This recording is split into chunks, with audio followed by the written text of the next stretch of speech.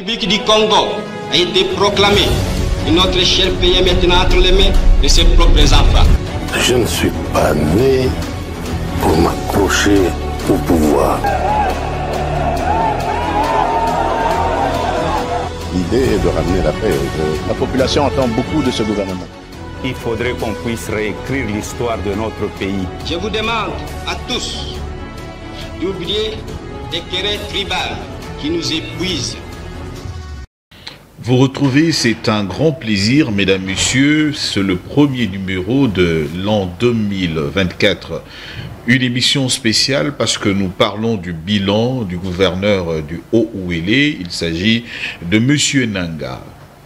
Qu'est-ce que ce gouverneur a pu réaliser aujourd'hui qu'on puisse le plébisciter comme le meilleur de tout ce que la province du Haut-Uélé a connu, juste la grande partie orientale? Après le démembrement de cette grande province orientale que nous appelions à l'époque du Zaïre la province de Kisangani, nous avons retrouvé également la grande partie où la partie qui était plus en vue, c'était la Chopo. Mais aujourd'hui, il y a une nette comparaison, la vie se renaît dans la partie du Haut-Uélé. Pourquoi en parle-t-on en ce terme? Quelles ont été les grandes réalisations du gouverneur Nanga dans cette partie du pays? Pour en savoir plus, nous recevons dans ce numéro spécial son conseiller en charge de partenariat. Il s'agit de M. Assobé qui est avec nous sur ce plateau, que nous souhaitons bienvenue. Merci beaucoup. Comment vous allez? Nous sommes très bien contents. Tout va bien. La santé, les activités, comment ça se passe? Très bien. La santé est bonne. Les activités aussi vont bon train. En tout cas, il n'y a pas de souci jusque-là. Pas de souci. Il n'y a pas de souci. Mais il y a un grand événement, hein? Le 4e cycle électoral que le pays est connu. Donc on a commencé le premier en 2006, on a retrouvé en 2011, 2018 et c'est 2023, le 20 décembre précisément, les gens ont été votés. Le gouverneur également était candidat? Le gouverneur était vraiment un candidat. Il était candidat député national dans la ville d'Issiro et candidat député provincial dans le fief de Wamba. Voilà. Et entre-temps, nous avions le numéro 20 aussi, le candidat chef de l'État, Félix Antoine Tshisekedi, que nous, on avait déjà plébiscité bien avant. Ok. Comment ça? Oui, parce que dès notre arrivée, l'avènement de Christophe Bassian à la tête de la province du Haut-Uélé, il s'est mis aussitôt au travail. Quand il était investi par le chef de l'État, il a suivi, il a piqué les mots d'ordre en disant on doit reconstruire les pays. Et il s'est approprié cette vision et il a commencé illico le travail dans ce coin, dans le coin du Haut-Uélé, où il a commencé le désenclavement. Tout ça lié d'abord au programme d'action du gouvernement provincial qu'il avait investi comme gouverneur. Et on a pratiquement commencé à dépiécer ce programme-là, point par point. Et ce qui était un peu beaucoup plus culminant pour nous, c'était le programme de l'infrastructure, parce qu'on a trouvé qu'il fallait commencer par un point, un projet qui peut être priorité des priorités, parce qu'on a toujours des priorités partout dans tous les secteurs, mais il y a des projets priorités des priorités. Exact. Qui font qu'à la réalisation de ces projets, les autres projets peuvent s'accomplir un peu immédiatement à cause de ces projets clés que nous avons commencé. Alors ces projets clés pour nous, c'était les infrastructures routières que nous avons amorcées tout de suite et voilà, ça a donné ce que nous sommes en train de vivre aujourd'hui.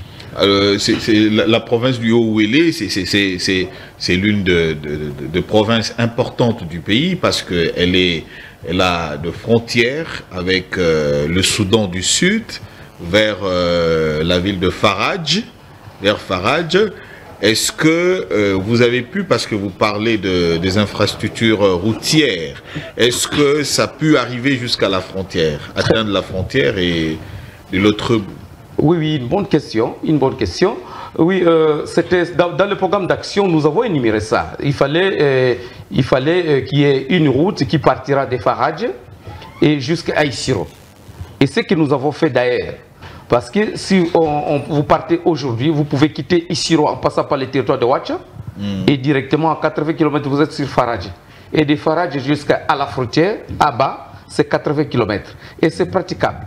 C'est praticable. Nous avons mis des moyens, le paquet là-dessus, les gouverneurs s'est investi pour qu'il y ait quand même une ouverture. Fort malheureusement, parce que la frontière avec le Soudan du Sud n'est pas ouverte. N'est pas ouverte parce que de l'autre côté de la frontière, oui, la guerre est là, la rébellion est permanente. Et c'est ce qui fait qu'on ne peut pas traverser cette frontière-là. On ne peut pas aussi faire les affaires avec l'autre côté du Soudan.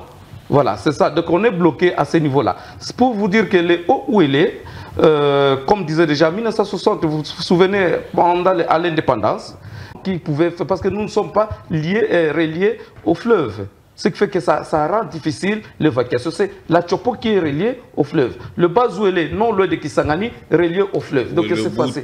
Le Bouddha, ainsi de suite. Là. Mais le Hauts-Ouélé, vraiment très enclavé. Mais avec l'avènement du gouverneur Bassian, il a su donner de l'importance et a créé des opportunités. Justement, parce que vous parlez de l'avènement du gouverneur Bassian Nanga, qui a su créer des opportunités. Vous aviez un programme qui avait été adopté à l'Assemblée provinciale du Hauts-Ouélé. Alors, quels sont les axes qui étaient prioritaires dans ce programme-là? Et partant de ces axes-là, vous avez pu quand même réaliser au moins 50 à 60% de ce que les gens attendaient, parce que vous dites qu'aujourd'hui, il fait beau vivre dans la province du Hauts-Ouélé. Oui, en commençant d'abord, les priorités des priorités, c'est l'axe sécuritaire. L'axe sécuritaire. Parce que sans la paix, vous ne faites absolument rien, même les beaux projets que vous pouvez avoir. Vous allez voir que le gouverneur s'est investi d'abord dans l'axe sécuritaire. Ce qui fait qu'aujourd'hui, dans le Hauts-Ouélé, il n'y a pas de poche de résistance comme telle. Il n'y en a pas. C'est la paix. Vous pouvez circuler, vous quittez Isiro, vous partez vers Ouacha, vous partez jusqu'à la frontière avec l'Ouganda, vous êtes à 500 kilomètres. La nuit, vous voyagez comme vous voulez, il n'y a pas de coupure de route. Ça, c'est vraiment une réussite pour le gouverneur Bassian. Et de tous les coins, sauf il y a des bandits toujours, les bandits qui peuvent être par-ci, par-là, mais le gouverneur s'est investi pour que la paix soit garantie. Et ça, d'abord, c'est la réussite. Deux, maintenant, le problème des infrastructures routières. Donc ça, c'est la gouvernance purement économique. Dans la gouvernance économique, il fallait d'abord résoudre le problème des routes, parce qu'il n'y en avait pas. Les Hauts-Ouélé, c'était enclavé, l'enclavement était total. Vous ne pouvez pas vivre ce que nous vivons aujourd'hui sur le plan économique. Parce que si je n'anticipe pas, à cause de ça, vous allez voir qu'aujourd'hui, au moment où nous parlons, vous pouvez appeler 1 litre de carburant à Isiro, c'est 4300, 4200. Tandis qu'à Kisangani, vous êtes dans les 20 000 francs. Le litre. 1 litre. 1 litre de carburant. À Kisangani. Dans la Chopo. Dans la Chopo. C'est 20 000 francs. 20 000 francs. N'en parlons pas pour Bouta. Et à Isiro, vous avez 4200, 4300. Et à Bouta? Si Kisangani, c'est déjà dans les 20 000, je ne sais pas ce qui se passe à Bouta. C'est comme pour vous dire que les gouverneurs s'est investi dans cet aspect.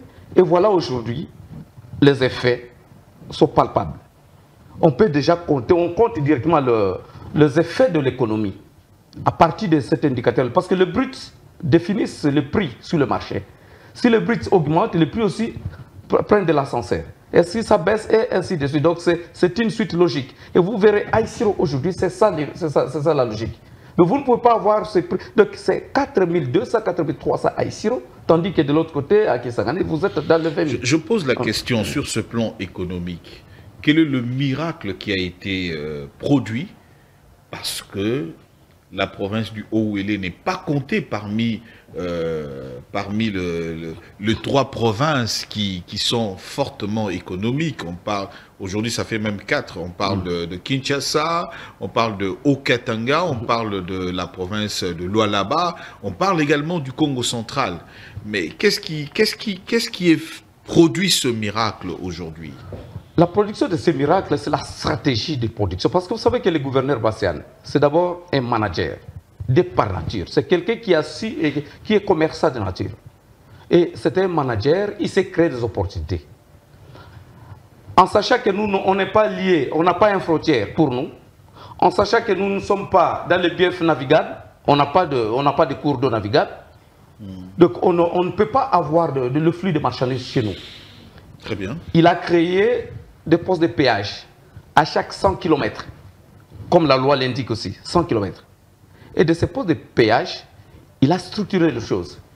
Il a créé les pots bascules, par exemple, pour contrôler le tonnage, pour sécuriser les ponts qu'il a construits ou les ponts que les Belges ont construits. Oui, il a créé ça. Il a créé ces contrôles-là pour maximiser le poids. D'ailleurs, c'était arrêté parce qu'il voulait créer des ports à non sec. Parce que nous, comme on est loin, nous avons des marchandises qui quittent Mombasa, au Kenya, qui passent par l'Ouganda. Qu'on pouvait aussi commencer à décapoter les conteneurs au niveau, parce que ça existe à travers le monde. Les ports à eau sèche. On pouvait le faire. Les parcs à bois, c'est dans le programme d'action. Ce sont des stratégies que nous avons mises en place et créer un climat d'affaires. Vous allez voir qu'il y a des partenaires, des commerçants de l'Ituri qui viennent investir maintenant à Isiro. Vous partez à Isiro, c'est la vie, ça tourne. La vie, ça tourne. Ça tourne. Et maintenant, vous continuez le véhicule en bout de bois à Isiro, en bout de doigts.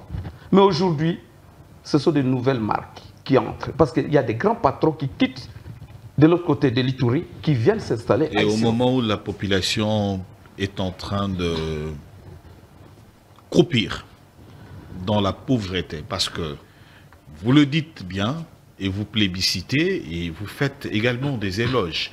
Mais lorsqu'on jette un regard aussi attentif du côté de la population, c'est la population la plus pauvre. Ça, ce sont des le social de ce côté-là, ça laisse à désirer. Vous avez raison. Nous voyons les pays d'abord d'une manière générale, la RDC. On parle de vous. Oui, attendez. On parle pas de général. Je sais, je parle d'abord d'une manière générale. Mais je descends maintenant.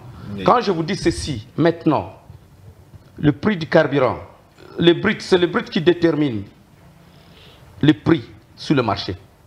Si je vous dis qu'aujourd'hui, on peut se déplacer facilement parce qu'il y a moyen de relier les coins, ça signifie que s'il y a un prix, le prix qui est déterminé par le taux du dollar à Isiro, c'est le même prix qui va jusqu'au coin là où la route est praticable. Ça signifie que si nous faisons une étude comparative entre la population d'Isiro, de la province, et les autres entités, je vous dis que à Isiro, les gens quittent les autres provinces pour venir vivre à Isiro.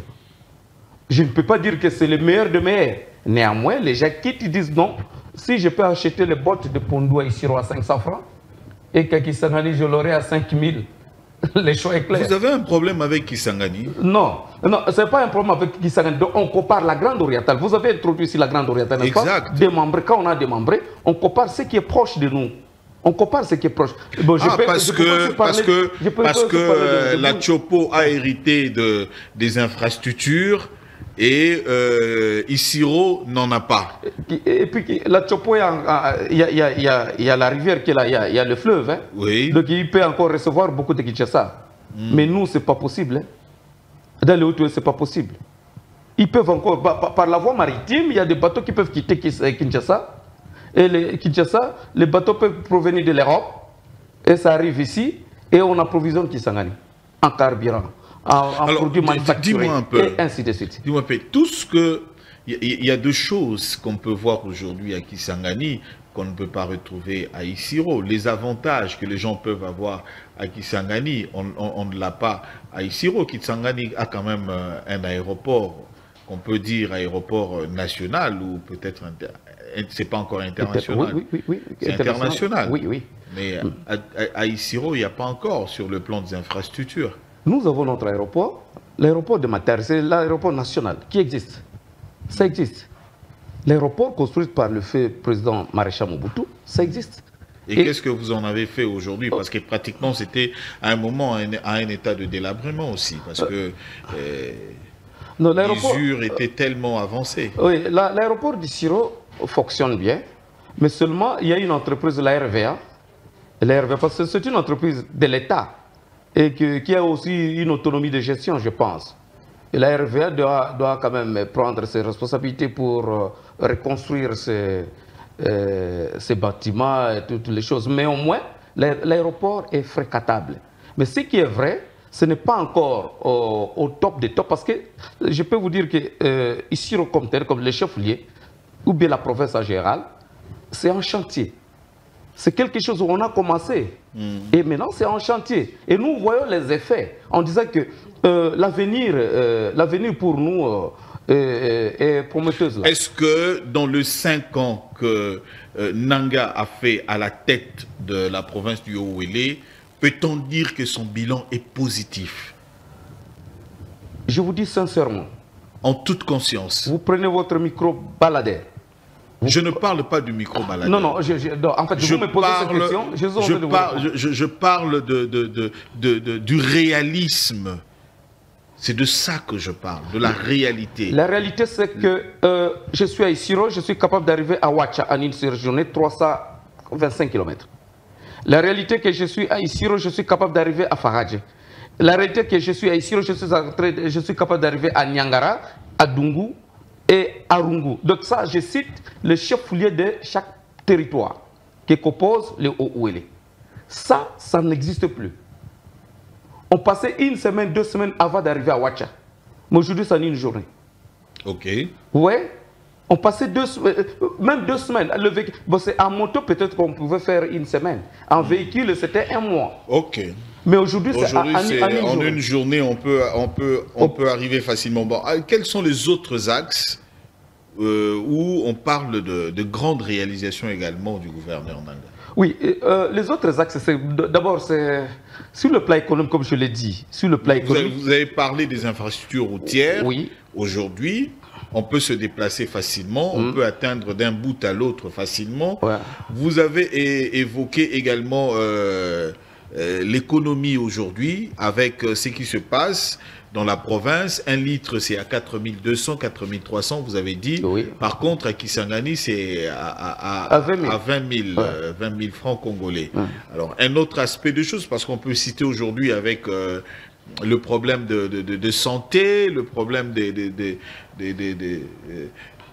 des institutions hospitalières chez vous, comment ça se passe, ainsi de suite, parce que déjà, le social, vous reconnaissez déjà, vous avez échoué, le social. Le panier de la ménagère. Vous avez reconnu tout à l'heure que vous avez échoué. Non, je n'ai pas dit. Vous n'avez pas échoué? Non, on n'a pas échoué. On n'a pas échoué. Quand je vous ai dit que si hier, on quittait Isiro pour Ouacha à 4 jours, ou bien 1 semaine, en route, la personne consommait combien de litres de carburant? Et aujourd'hui, on se dit, j'ai mis mes 5 ou mes 10 litres pour partir. Vous calculez le nombre de litres de carburant que l'on consommait avant et aujourd'hui. Je pense qu'on a fait la redistribution directement. Ça, c'est ça le social des gens. Parce que quelqu'un qui faisait, pour faire 10 km, il faut faire 20 litres.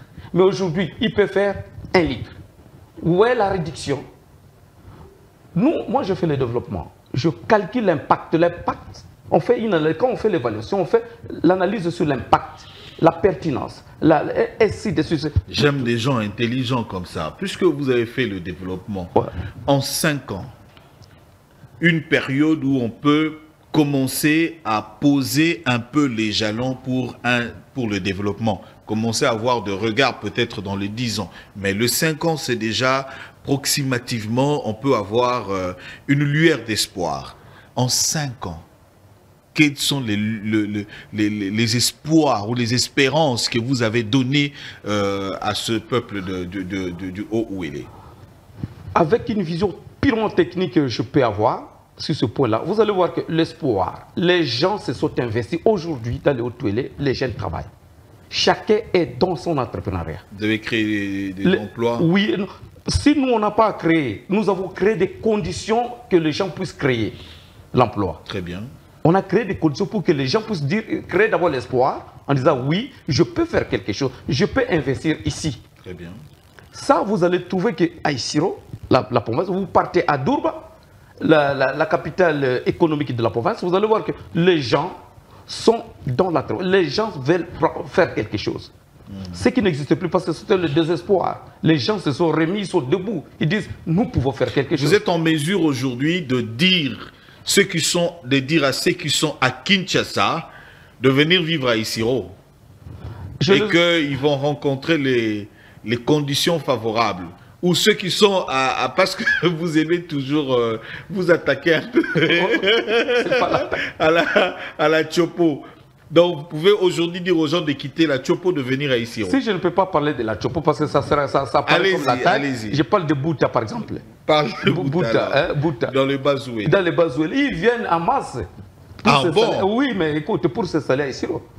Ils viennent en masse et ça fait beau vivre à Isiro. Les gens créent des entreprises, quelque chose à Bouta, ils veulent l'installer à Isiro. Okay. Parce qu'ils se disent, à Isiro, je peux encore trouver quelque chose. Des bus. Trasco. Nous étions les premiers à recevoir le bus. Okay. Le chef de l'État a envoyé autant de bus. Voilà. Je pense que vous allez voir que, même dans les images, ça c'était l'inauguration de l'arrivée de bus, de Trasco. Et le chef de l'État avait donné tout ça parce qu'il savait qu'il y a des routes. Ce ne sont pas des idées, ce n'était pas quelque chose de monté, mais au moins on a envoyé ça tout ça parce qu'on savait qu'il y a des routes. Et ces bus existent malgré l'utilisation un peu, vous voyez, les utilisateurs à leur manière de faire, mais au moins ces bus existent aujourd'hui à Isiro. C'est toujours en fonctionnement. Oui, oui, ça fonctionne. Ça fonctionne, quelques bus un peu en panne, bien sûr, mais ça fonctionne. Ça c'est l'entreprise elle-même maintenant. Ça n'a rien à voir avec le gouvernement provincial. Ça, c'est l'entreprise Trasco qui peut se justifier par rapport à ça. Mais au moins, je vois quelques bus en train de tourner. Ok. Alors, un autre aspect. Un autre aspect, c'est le programme de 145 territoires. Très bien. Le PLD. Vous allez voir. C'est déjà arrivé dans le Haut-Ouélé. C'est les 80% des réalisations déjà dans le Haut-Ouélé. Les écoles. Lesquelles? On y va? Les écoles. Oui. Les centres de santé. Oui.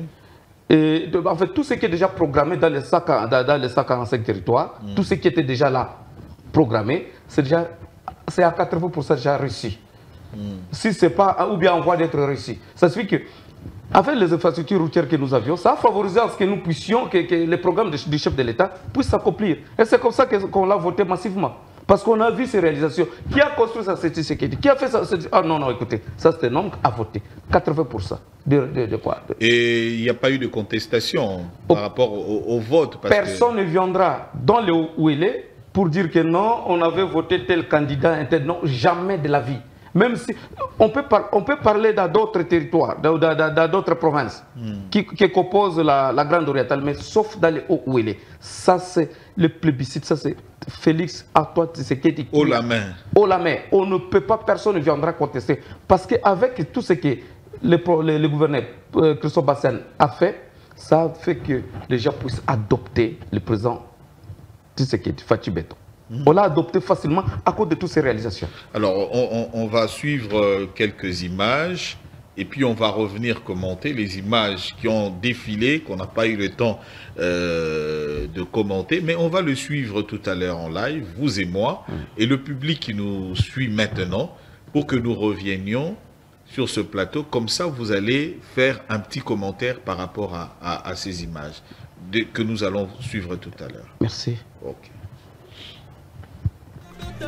Historique à tout point de vue, ce projet gouvernemental de tous les superlatifs dans l'histoire de la jeune province du Haut-Ouélé est sorti de ses entrailles. Juste après ce dernier essai de flottaison, Christophe Bassian a proposition ici en vue de superviser l'embarquement délicat, calculé au millimètre près de cet engin de génie civil qui joue correctement sa partition. Sur la rivière Nepoko, c'est environ une centaine de tonnes qui flottent des deux rives de la rivière. C'est un public hébété qui assiste à cette scène quasi surréaliste, digne de la science-fiction. Entouré de ses collaborateurs et des autorités coutumières, le géniteur du projet lui aussi n'en revient pas. Une fois accosté ici du côté du secteur MMB, l'équipage est noyé par une population surexcitée assistant à cette séance d'écriture en lettres d'or d'une page importante de son histoire.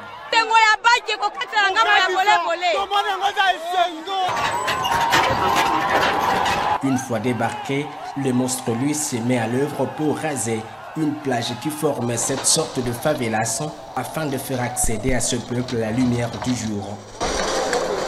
À une centaine de mètres de là, Christophe Basséné-Nonga, visiblement ému, semble impressionné lui aussi par la réalisation de son propre rêve, avant d'enfiler en son tour le gilet de sauvetage pour rejoindre sereinement le site.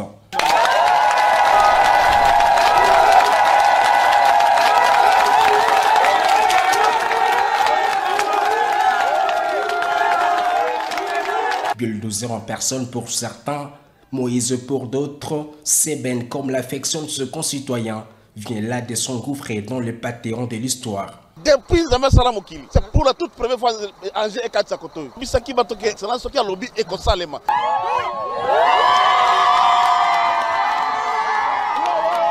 Une histoire plutôt prédite il y a 2 ans. Jésus lui-même avait dit, si vous ne croyez pas à moi, mais croyez au moins à mes actes, cette route pourra amener le développement au sein de notre communauté et chasser la pauvreté. Imperturbable, l'homme lui ne veut surtout pas qu'on parle de lui-même. Président de la République.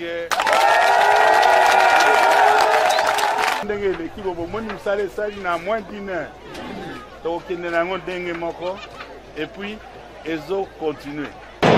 2 semaines durant, ce consortium qui a érigé sa base avancée ici à Bolé-Bolé n'a pas eu du temps à perdre pour rassembler, souder, moderniser ce bar acquis par le candidat député provincial, puis gouverneur de province, dont le passage à la tête du Haut-Tuilé restera jamais gravé dans l'histoire de son pays, la RDC.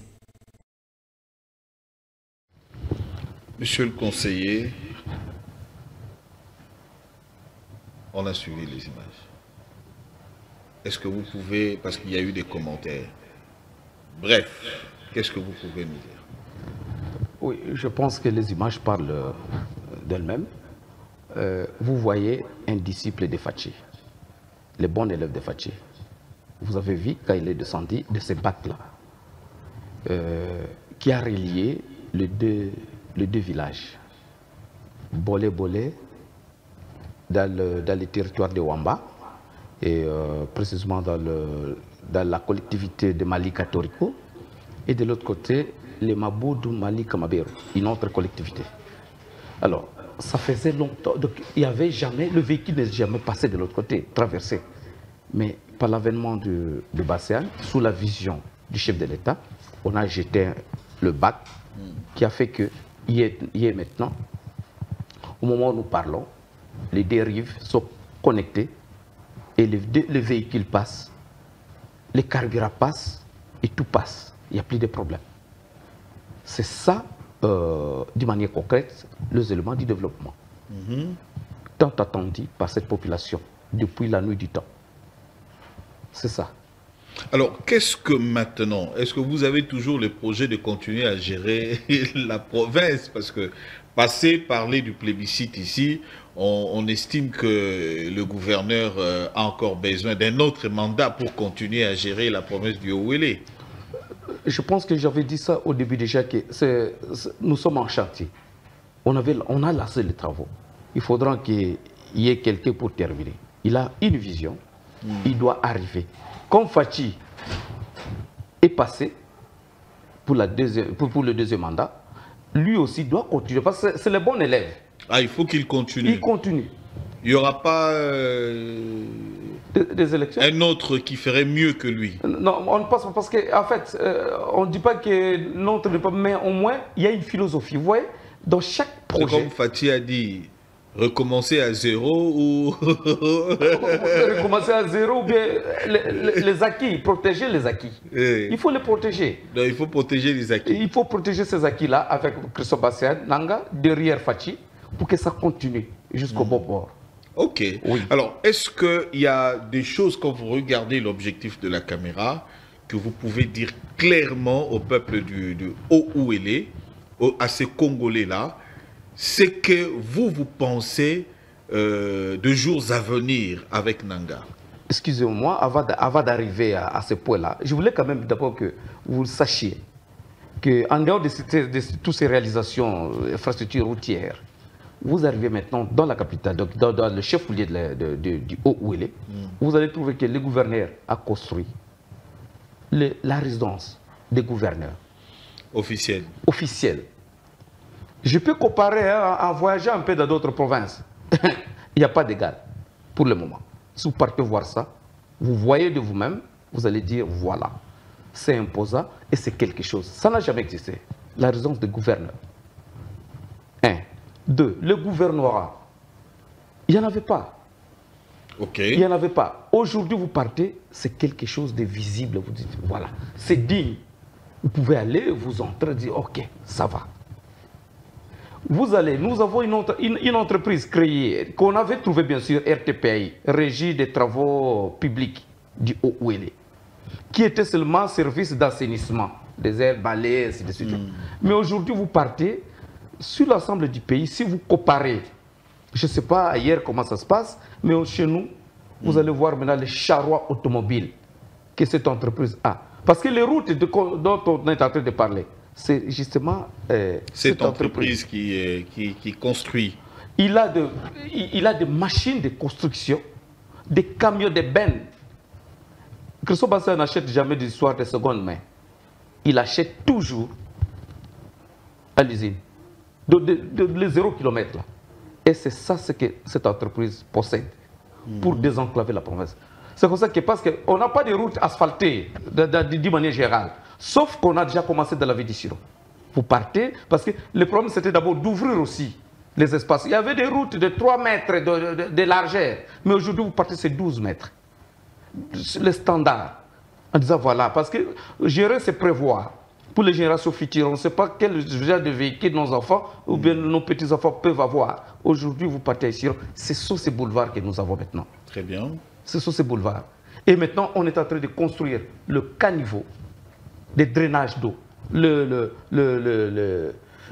avec l'OVD. Il construit les ouvrages d'art pour la canalisation des eaux et ainsi de suite. Et ça, même après les élections, après les 20, Bassène s'est remis automatiquement au travail. Mais tout le monde s'est remis au travail. Hein.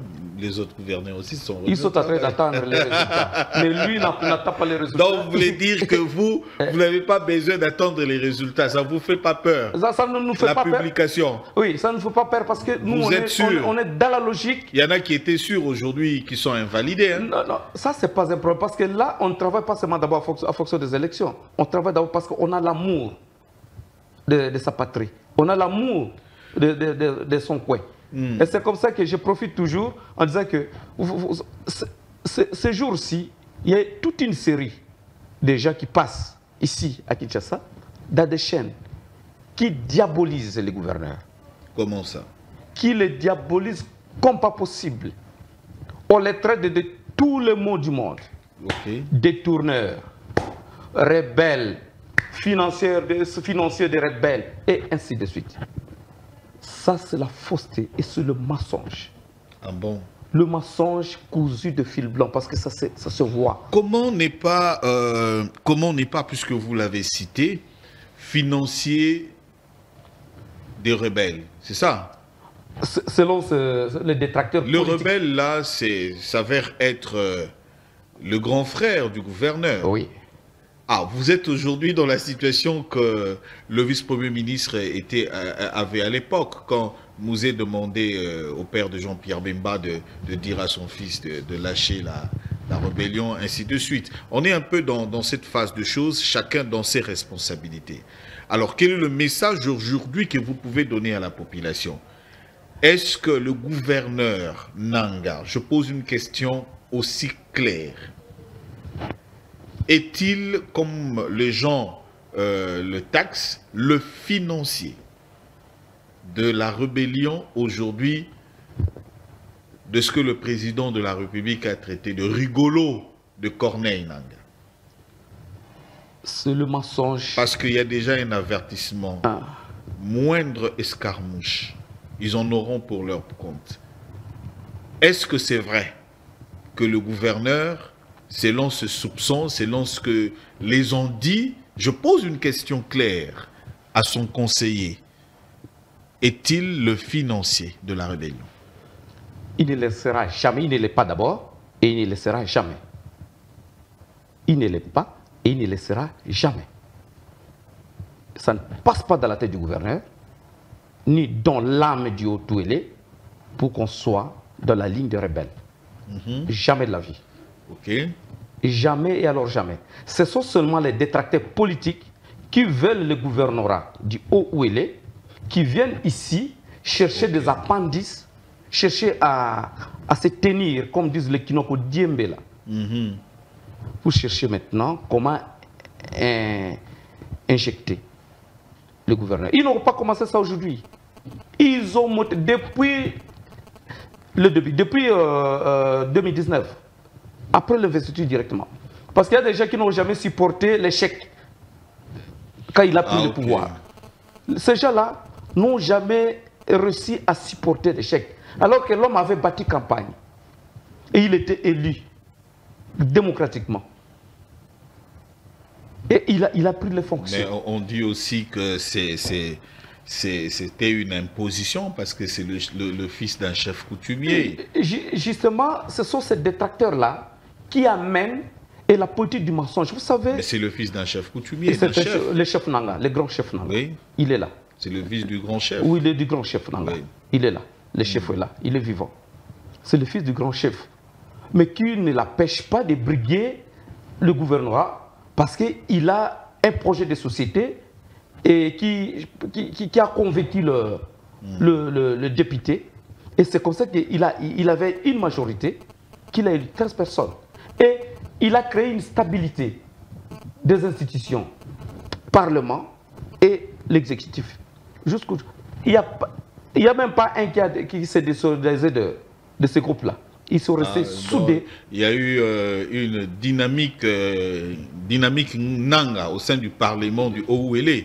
Comme c'était ici à Kinshasa, dynamique Ngobila. Donc, bon, je ne sais pas qu'est-ce qui s'est passé ici, mais au moins chez nous, on a vu un président de l'Assemblée provinciale qui s'est inscrit dans la logique du développement, en soutenant les actions du développement et jusqu'à la fin. Et c'est ça ce qui a fait que le président Tshisekedi, Fatou Béton, puisse rapporter haut la main dans la province, à cause de la stabilité politique. On ne s'est pas comparé à d'autres provinces. Le gouverneur et son équipe ont vraiment battu campagne pour le chef de l'État. Totalement. Et le résultat prouve que c'était un grand travail qui avait été abattu. Un grand travail qui a été abattu. Il n'y aura pas de contestation de ce côté-là. Personne ne viendra d'aller où elle est pour dire que non, écoutez, nous, normalement, ça devrait être comme ça. C'est haut la main. Haut la main. Alors, monsieur Assobé, conseiller du gouverneur, si vous pouvez regarder l'objectif de la caméra. Il y a deux questions que je voulais vous poser, que je n'ai pas posées. Il y a une vérité ou un message que vous vouliez donner. Je ne vous ai pas donné l'occasion de le faire. Alors, en toute conscience, regardez, fixez l'objectif de la caméra et dites aux gens qu'est-ce qu'ils pensent du gouvernement provincial du Haut-Ouélé et de son gouverneur. Ce que je veux dire à la population du Haut-Ouélé, comme ils le savent d'ailleurs, c'est maintenir notre cohésion. La cohésion, source de la paix. Très bien. Il y a un auteur qui a écrit Les Populorum Progression. Il avait dit, il disait, le développement, ou bien la paix, c'est l'autre nom du développement. Il disait ça. Ça, c'est le pape Paul VI. Il a parlé de ça. La paix, c'est l'autre nom du développement. Ça signifie que, avec le gouverneur Christophe Bassène Nanga, ce qu'il a sémé, ce qu'il a planté comme décor pour le développement de la province, doit rester intact. J'inviterai les notables, la notabilité du Haut-Ouélé en général, d'être conscients, de voir où nous étions, où nous sommes et où nous allons. Et ils savent bien que le Haut-Ouélé avance. Les gens envient le Haut-Ouélé aujourd'hui parce qu'on a créé le climat des enfers. On a créé un climat de la paix. On a créé toutes les conditions pour qu'aujourd'hui on puisse parler du Haut-Ouélé. Les têtes amarres, le bruit de la nuit, les ondits qui viennent, qui montent jusqu'à Kinshasa ici, chercher à prouver, à chercher le pouce sur une calvitie, chercher à prouver telle ou telle autre démarche. Ça chez nous, ça n'existe pas. Bassiane est resté dans la logique du développement, de la paix et de l'unité de cette province-là.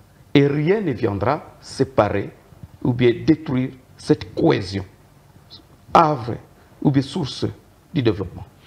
Merci Monsieur Assobé, merci également à vous chers téléspectateurs d'avoir suivi avec beaucoup d'intérêt ce numéro spécial avec le conseiller en charge du partenariat du gouverneur de la province du Haut-Ouélé qui s'est articulé sur les angles les plus importants que nous avons retenus justement sur les axes routiers. Et aujourd'hui, on peut se déplacer d'un bout à l'autre. Également, des distanciations qu'on pouvait le faire en une semaine, on peut le faire aujourd'hui en une journée. Mais également, sur le plan économique, on retient que le litre, c'est à 4300 francs congolais. Par contre, de l'autre côté de la Tchopo, c'est à 20 000. Donc, le coût est vraiment, la différence est énorme. Et le coût sur le social, on sent que la population peut vraiment vivre comme si on était à Kinshasa. On retient également la paix, la partie sécuritaire de la province également, tant bien même du côté de la frontière avec le Sud-Soudan, on a cette rébellion qui de temps à autre bouleverse mais ne dérange pas la population aussi, et du côté aussi de la frontière avec l'Ouganda. Donc voilà, bref, les sous-tendus de l'émission d'aujourd'hui avec M. Assobé, et on retient que vous demandez un deuxième mandat, également pour le gouverneur d'Anga. Automatiquement. Merci beaucoup. Allez, merci à toute l'équipe technique, merci à vous qui étiez avec nous, Plamedi Tongo, Tondo, si c'est Tongo, si c'est Tondolo, merci quand même. Merci également à Demise, voilà. Ce sont des noms qui m'échappent. Merci également à ceux qui vous ont accompagné pour cette émission. On peut le voir, les grands plateaux. Merci au rédacteur en chef du Grand Journal, monsieur Jean-Pierre Moahi. Merci également à madame la secrétaire de rédaction du Grand Journal, Natacha Bomongo. Merci à toute l'équipe du Grand Journal qui nous a envoyé le conseiller Assobé. Merci au directeur technique Wilson Kinzomba Luyedissa. Merci également à celui qui est en train de jouer sur la console Pams Bienga, bien aimé. Et vous nous suivrez également à 22 h sur Molière Canal. Au revoir. Au revoir.